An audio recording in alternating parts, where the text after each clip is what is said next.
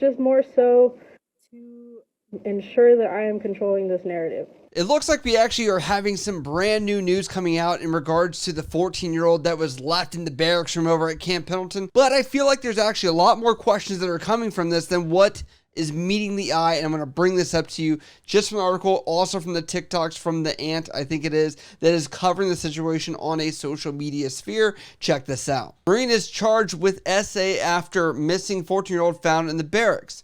Okay, and now this is the family right here. I'm not sure who this person is, but it looks like this is some kind of press-related event.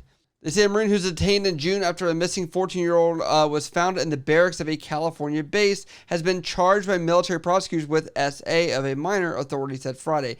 Now, to give you guys context, he did, in previous reports, say that he did have relationships that were undue and familiar with this girl, right? On top of that, it's weird because the girl that was in his room denied that being the case and said that they only kissed, okay?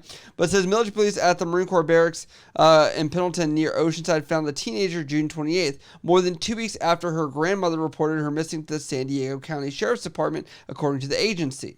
Neither the charged Marine nor the teen has been identified by authorities. The Marine also faces a charge involving a prior incident. Looks like the military has officially released this, saying military prosecutors have charged the Marine with allegations of SA of a minor and violating liberty restrictions from a prior unrelated case, according to Friday's statement from Captain Charles Palmer with the 1st Marine Logistics Group. After the preliminary hearing, the command will review all charges and evidence to determine whether the case should be tried by court-martial, Palmer said. Just to give you guys some context or story here, obviously, when you're in the military, you follow not only the civilian law that's out there, but Uniform Code of Military Justice. So if this is the case, he could be tried in military law, but then also the fact that the San Diego Police Department's also been working with this, they could do that as well. I've actually seen cases in my personal instance, just seeing people get in trouble where the military has just done administrative separation and kick people out, and then the civilian side will take care of it from there.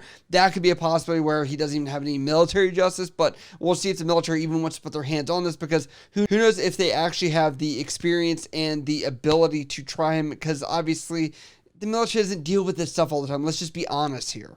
Melissa Aquino, a spokesperson of the San Diego County Sheriff's Department, said in July that the Sheriff's Department and the San Diego Human Trafficking Task Force were supporting NCIS in an investigation. And the girl's grandmother reported her missing June 13th after the child had run away from home 4 days earlier. The grandmother said the girl had run away before, but always returned home quickly, Aquino said in July.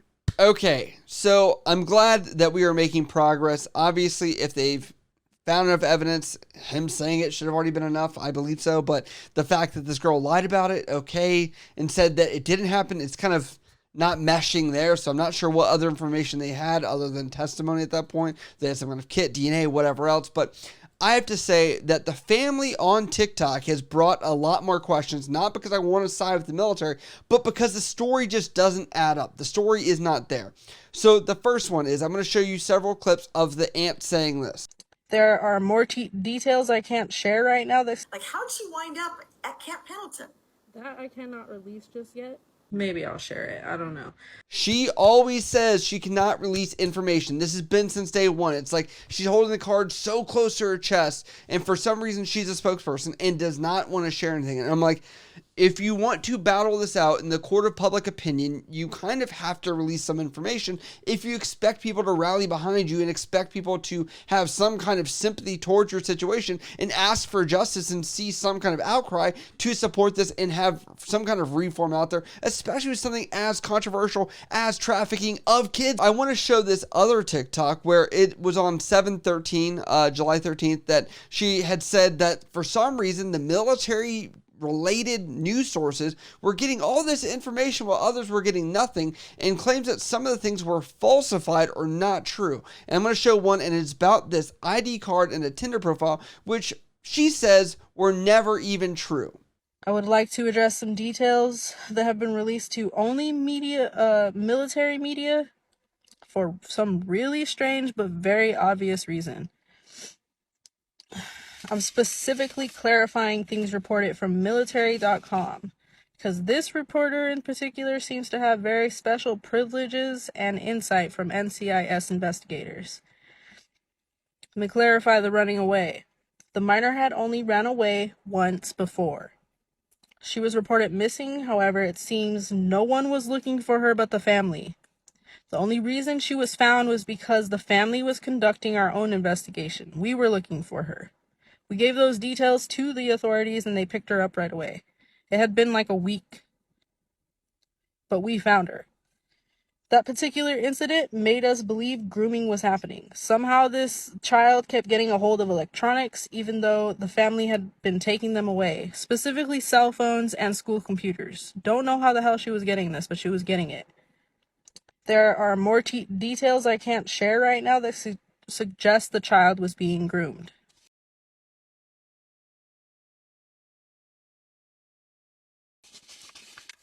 As for the Tinder and the fake ID, we are unaware, so is the minor, that these exist. These two specific things. Sorry, very tired. But please, if you have that proof, send it to me. But for respect of the minor, do not post it. That evidence is crucial for linking everything to trafficking. And if you guys are liking the content that I've been posting up here and kind of giving some hard-hitting debates and facts, and things like that that are interesting to you, please hit that like button, subscribe button. We are covering topics like this on a weekly basis. I'd appreciate it. Now, if you look back now in August, you're going to see this where she confirms that these things were real and they were true, and that these were only able to be obtained through coercion and some kind of ability to interview this minor without having child protective services involved or the parents or the guardians or somebody involved there in order to make sure that they had the authority to do this. And so I don't know if that would be admissible in court, because it was, according to her, if it's obtained illegally, then that could be an issue. But Good evening, everyone. My family and I are doing well. So far, we've got some updates. Still just not too much I can share with you.